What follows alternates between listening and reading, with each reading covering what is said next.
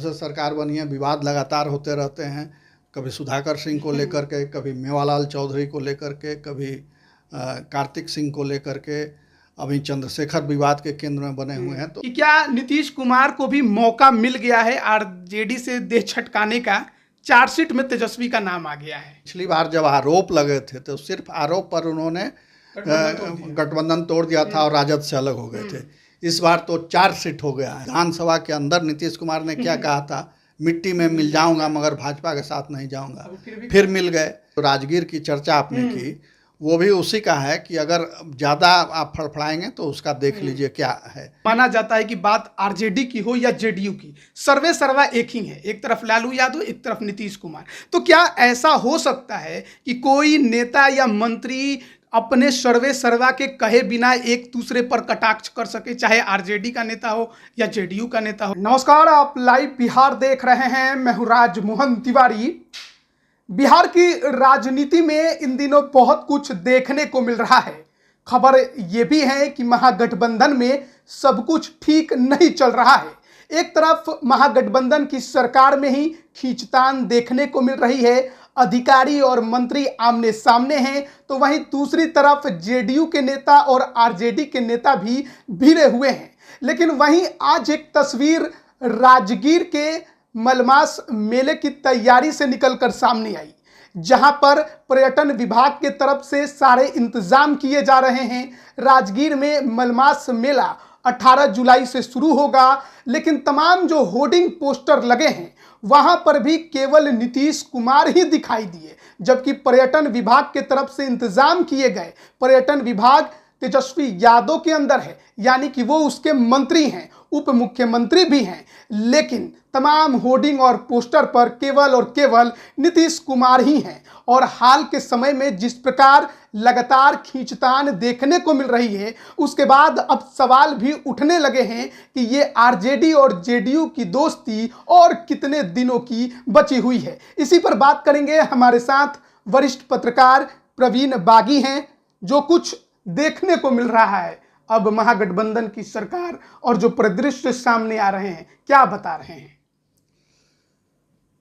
दिख तो यही रहा है कि सब कुछ ठीक नहीं है सरकार में, और अंतर्विरोध लगातार बढ़ता जा रहा है। वो कई फ्रंट पर बढ़ रहा है, सिर्फ सरकार के अंदर ही नहीं, पार्टी के अंदर भी बढ़ रहा है विरोध, और दोनों दलों के अंदर भी बढ़ रहा है। जो सहयोगी दल हैं महागठबंधन के, उनके साथ भी रिश्ते खराब हो रहे हैं। तो ये दिख रहा है, बिल्कुल झलक रहा है, कोई छिपी हुई बात अब नहीं है।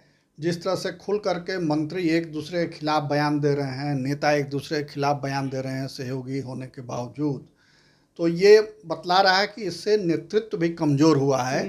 क्योंकि अगर नेतृत्व मजबूत रहता तो तत्काल इन सब चीज़ों का वो नोटिस लेता और उसको विवाद को सुलझाने की कोशिश करता। मगर आप देख लीजिए कि जिस तरह से शिक्षा विभाग में जो उठापटक शुरू हुई, तो उसमें तो ज़रूर नीतीश कुमार जी ने मुख्यमंत्री की हैसियत से हस्तक्षेप किया, और अभी फिलहाल विवाद शांत भी हो गया है। मगर इसमें मंत्री को पीछे हटना पड़ा है, क्योंकि जब से ये विवाद शुरू हुआ और उसके बाद विभाग के अपर सचिव ने नोटिस जारी किया और उनके पीए के विभाग में आने पर रोक लगा दिया, उसके बाद से तो मंत्री विभाग में गए हैं, न उनका स्टाफ कोई वहाँ विभाग में गया है। तो इसका मतलब ये है कि मंत्री को पीछे हटना पड़ा है, और अधिकारी वहाँ ज़्यादा शक्तिशाली हुए हैं। के पाठक, और के पाठक को इसीलिए वहाँ लाया भी गया था। ये कोई अप्रत्याशित नहीं है। के पाठक कैसे काम करते हैं, उनका स्टाइल क्या है और किस मन मिजाज के आदमी हैं वो, ये सब लोग जानते हैं।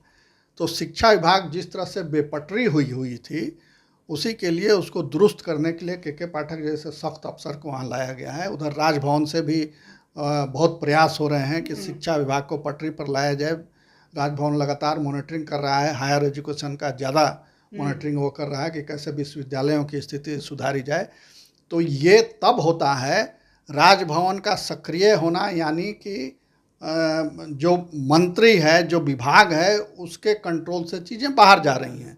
क्योंकि ये रूटीन का काम देखना शिक्षा विभाग का काम है। ठीक है कि राजभवन की जिम्मेवारी, राज्यपाल कुलाधिपति होने के नाते राजभवन की भी जिम्मेवारी होती है, मगर सक्रियता विभाग की ज़्यादा होनी चाहिए। तो विभाग इस तरह से उलझा हुआ है और शिक्षक नियुक्ति का मामला इस तरह से इतना लंबा और पेचीदा हो गया, बार बार उसमें बदलाव हुए, ऐसा लगा ही नहीं कि कोई सरकार की स्पष्ट नीति है इस पर। बार बार उलटफेर होते रहे, इससे जो अभ्यर्थी हैं उनमें भी आक्रोश है। लड़ाई तो जग जाहिर है, अभी भी खूब देखने को मिल ही रही है, और बहालियां तो बिहार में वैसे भी लटकती हैं। लेकिन सवाल है कि इन सब के बीच में एक तरफ विपक्षी एकता की पहल की कोशिश की गई, लालू यादव, तेजस्वी यादव, नीतीश कुमार एक साथ बैठे नजर आए। लेकिन अब का माहौल देखिए, बिहार में इतना ज़्यादा राजनीतिक वाकयुद्ध चल रहा है।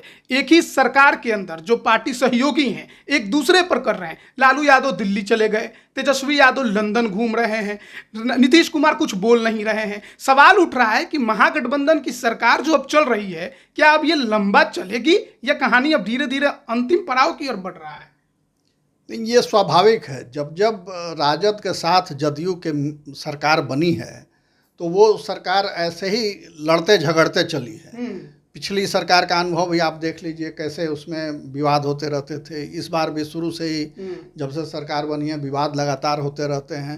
कभी सुधाकर सिंह को लेकर के, कभी मेवालाल चौधरी को लेकर के, कभी कार्तिक सिंह को लेकर के, अभी चंद्रशेखर विवाद के केंद्र में बने हुए हैं। तो इस तरह के विवाद लगातार होते रहते हैं और ये कोई नया नहीं है। ये जरूर है कि इधर नीतीश कुमार कुछ कमज़ोर पड़े हैं और उनकी सक्रियता इस फ्रंट पर कम पड़ी है। उनका ज़्यादा ध्यान अब विपक्षी एकता की ओर है, मगर उसमें भी लालू प्रसाद ने उनकी राह रोक दी है। लालू प्रसाद ने पहले जो विपक्षी मीटिंग पटना में हुई उसमें कहा था कि राहुल गांधी को कि आप दूल्हा बनिए, हम लोग बाराती चलेंगे।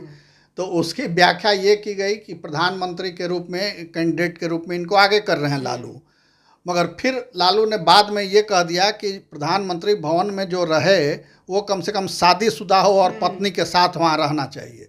तो उसमें राहुल गांधी भी मिसफिट हो गया और नीतीश कुमार भी मिसफिट हो गए। तो दोनों की को उन्होंने एक तरह से नकार दिया है, तो अब तीसरा कौन होगा?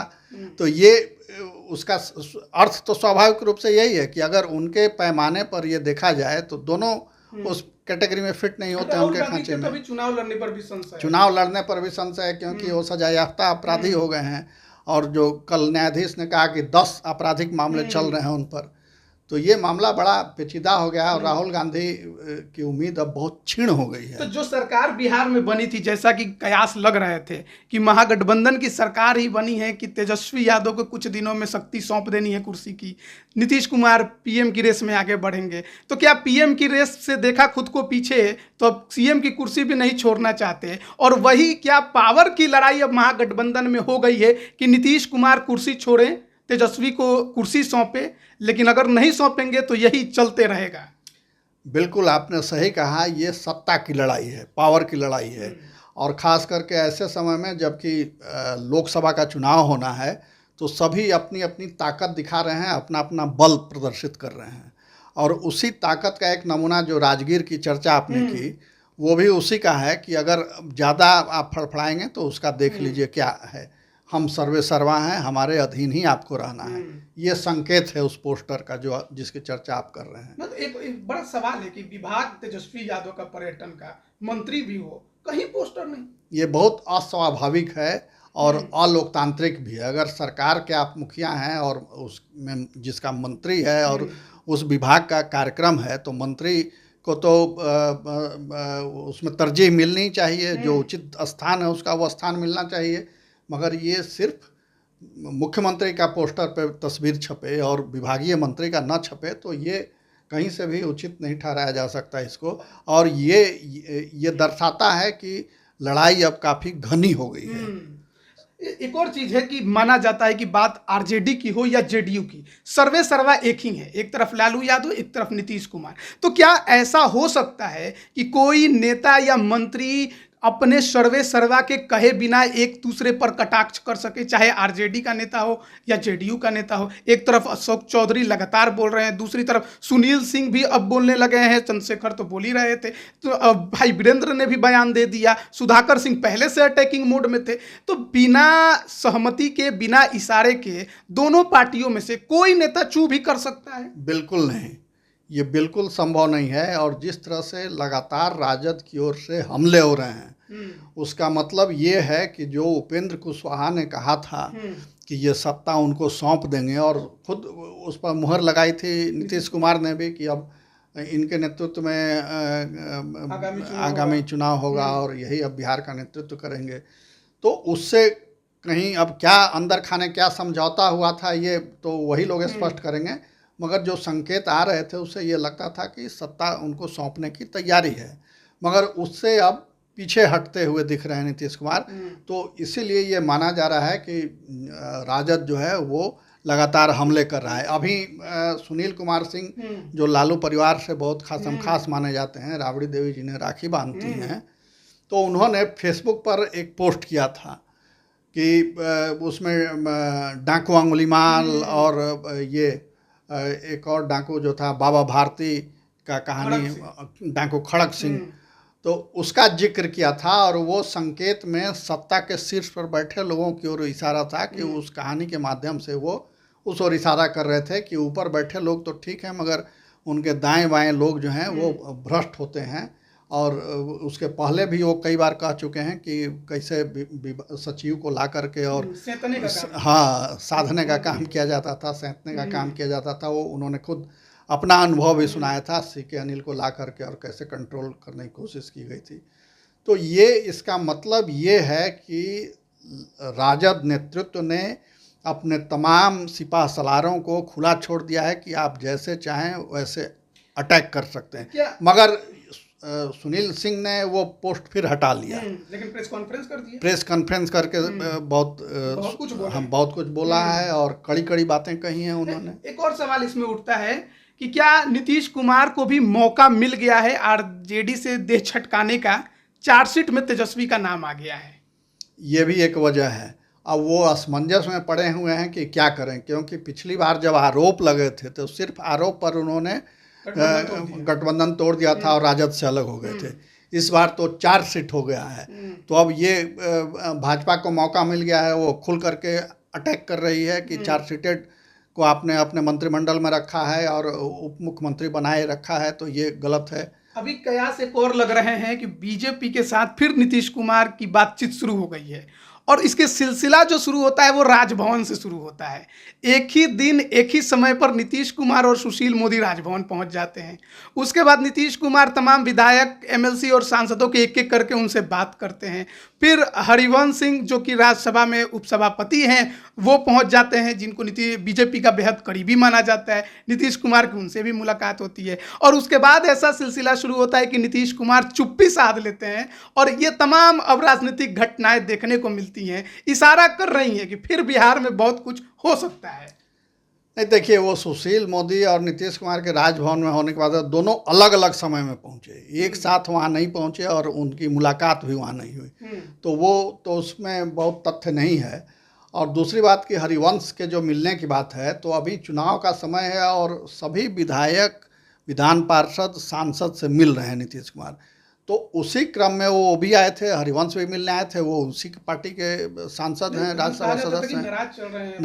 नाराजगी से कुछ नहीं होता है। जब आप सांसद हैं, नाराजगी का मतलब ये होता है कि और कि आप उनको एक्सपेल्ड कर देते पार्टी से, तो एक्सपेल्ड किया नहीं, सो कॉल तक नहीं दिया। कहा जाता है कि कड़ी हैं बीजेपी और आरजेडी के बीच। ये प्रशांत किशोर ने आरोप लगाया था, और इसमें दम भी है, तथ्य भी यही बताते हैं, क्योंकि जब आप अलग हो गए एनडीए से, तो फिर एनडीए सरकार में कैसे उपसभापति बने हुए हैं राज्यसभा के, आपको तत्काल पार्टी को यह निर्देश देना चाहिए था कि आप वो पद छोड़ दें। संसद का उद्घाटन हुआ, कोई नहीं गया, लेकिन वो गए, इसलिए गए कि उपसभापति हैं, और उनको सरकार ने भी प्रमुखता से प्रोजेक्ट किया। उस समय राष्ट्रपति का अभिभाषण पढ़ के उन्होंने सुनाया, और भी कई भाषण पढ़े उसमें। नीतीश कुमार को इतना अगर दिक्कत होता तो अब तक तो हटा दिए होते, बिल्कुल।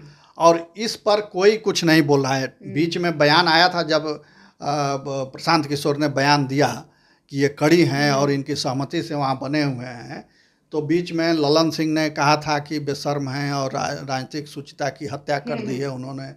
ये तो कुछ बयानबाजी हुई, फिर मामला ख़त्म हो गया। तो वो सिर्फ फेस सेविंग के लिए था कि देखिए पार्टी सख्त है, मगर ये सिर्फ दिखावे के लिए था। अगर वाकई सख्त होती और वाकई इसमें दम नहीं होता कि वो कड़ी हैं, तो उनको तत्काल कहा जाता कि आप पद छोड़िए। मगर ऐसा पार्टी ने कोई निर्देश नहीं दिया और न उन पर कोई अनुशासनिक कार्रवाई हुई। यानी ये बिल्कुल माना जाएगा कि पार्टी की सहमति से वो उस पद पर बने हुए हैं। तो इसमें प्रशांत किशोर की बात बिल्कुल सही लगती है। और राजनीति में देखिए, सबके द्वार सबके लिए खुले होते हैं, कभी कोई रास्ता बंद नहीं होता। पिछली बार आप याद कीजिए कि विधानसभा के अंदर नीतीश कुमार ने क्या कहा था, मिट्टी में मिल जाऊंगा मगर भाजपा के साथ नहीं जाऊंगा, फिर मिल गए। हालांकि इस बार तो अमित शाह ने भी कह दिया है कि अब उनके लिए हमारे दरवाजे बंद हो गए हैं, मगर ऐसा होता नहीं है। अब महाराष्ट्र का उदाहरण आप देखिए कि किस तरह से वहाँ शरद पवार और उनके सहयोगियों पर आरोप लगा था, और जिस अजित पवार को अभी उप मुख्यमंत्री बनाया उन पर 70 करोड़ का घोटाले का आरोप लगा हुआ है। छगन भुजबल मंत्री बने हैं, वो जेल में रह चुके हैं। तो ये राजनीति में हमेशा चलता रहता है घात प्रतिघात, और बहुत नैतिक होकर के आप अभी के समय में राजनीति नहीं कर सकते, क्योंकि जनसंघ जब था तो बहुत नीति और सिद्धांतों पर चलता था। जनसंघ का दरवाज़ा जब खुला, वो भारतीय जनता पार्टी के रूप में विस्तार हुआ और उसने दरवाजे खोल दिए और अभी की शैली में राजनीति करने लगी, तो देखिए कहाँ से कहाँ पहुँच गई। वामपंथी दलों ने अपने को नहीं बदला, अनुकूल नहीं ढाला, तो देखिए वो कहाँ किनारे चले गए।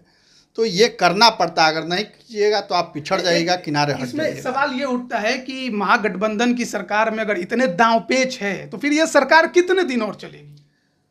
सरकार देखिए जब तक चल रही है चलेगी, और इस बात की भी संभावना से इनकार नहीं किया जा सकता है कि लोकसभा चुनाव के साथ बिहार में विधानसभा चुनाव भी हो जाए, क्योंकि स्थितियां ठीक नहीं हैं और नीतीश कुमार जी लगातार कमज़ोर हो रहे हैं। उनकी पकड़ पार्टी पर और महागठबंधन पर कमज़ोर हो रही है।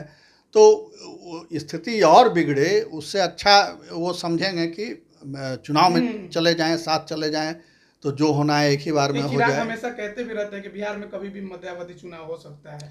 हाँ, वो कहते रहते हैं, उनका आकलन है, मगर इस संभावना भी है, इस बात की संभावना, जो जिस प्रकार की राजनीतिक परिस्थितियां जो हैं, तो परिस्थितियां ये बात कह रही हैं कि वही उनके लिए लाभकारी होगा। मतलब क्या आरजेडी से अलग होने के बाद नीतीश कुमार सीधे चुनाव में जाएंगे या फिर बीजेपी के साथ भी जा सकते हैं? नहीं, अभी तो महागठबंधन के साथ ही जाएंगे चुनाव में। अच्छा। फिर जब चुनाव के बाद जब होगा तब उसके बाद देखा जाएगा कि क्या होगा, क्या कितने सीट आते हैं। की तरफ से या उनकी पार्टी की तरफ से लगातार दबाव बनेगा उनके ऊपर, उनके हाथ में सब कुछ नहीं रहेगा, आउट ऑफ कंट्रोल होगा, प्रेशर कुर्सी का होगा कि छोड़िए, तो ऐसी स्थिति में महागठबंधन के साथ तो ज्यादा दिन नहीं रह पाएंगे। नहीं, तो उसी प्रेशर से बचने के लिए तो वो चुनाव में जाएंगे, किसी के साथ नहीं, अकेले नहीं। जब चुनाव की घोषणा कर देंगे तब तो फिर साथ लड़ना ही पड़ेगा, साथ रहना ही पड़ेगा, क्योंकि राजद अगर अलग लड़े कांग्रेस के साथ तो फिर उसकी वही दशा होगी जो 22 सीटों पर पहुंच गए थे ये। तो नीतीश अलग लड़ेंगे, बीजेपी अलग लड़ेगी, तो ये होगा नहीं, फिर नीतीश को आना पड़ेगा एनडीए के साथ।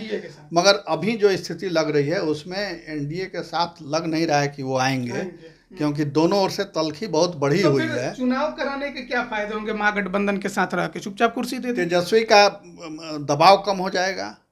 उसके बाद चुनाव के बाद क्या परिस्थिति होगी तो उस समय देखा जाएगा, मगर अभी तो तत्काल मुख्यमंत्री की कुर्सी छोड़ने से वो बच जाएंगे जब चुनाव की घोषणा हो जाएगी। चुनाव से ही सीधे मैंडेट ले लीजिए। हाँ बिल्कुल, उसके बाद जिसका जो होगा, तो उस समय ये जरूर हो सकता है कि राजद की ओर से दबाव हो कि इनके नेतृत्व में चुनाव लड़ा जाए, चुनाव अभियान समिति, हाँ तेजस्वी यादव के कोई अभियान समिति बन जाए, उसके नेता ये हों और अगला मुख्यमंत्री इनको घोषित किया जाए, ये सब हो सकता है। राजनीति में जाते दिखाई दे रहे हैं? राष्ट्रीय राजनीति में तो चले ही गए हैं, वो राष्ट्रीय राजनीति में सूत्रधार बने हुए हैं कांग्रेस के। कहिए कि कांग्रेस उन्हीं के सहारे राष्ट्रीय राजनीति में अपने हाथ पांव फैलाने की कोशिश कर रही है, और नीतीश कुमार उनके टूल बने हुए हैं। और नीतीश कुमार की सभी के साथ रिश्ते भी अच्छे हैं, तो वो एक अच्छे लाइजनर के रूप में, अच्छे संयोजक के रूप में उनकी भूमिका है, ये कांग्रेस भी समझती है, बाकी दल भी समझते हैं। तो इसलिए नीतीश कुमार को कांग्रेस ने आगे किया है, और नीतीश कुमार कर भी रहे हैं उसको।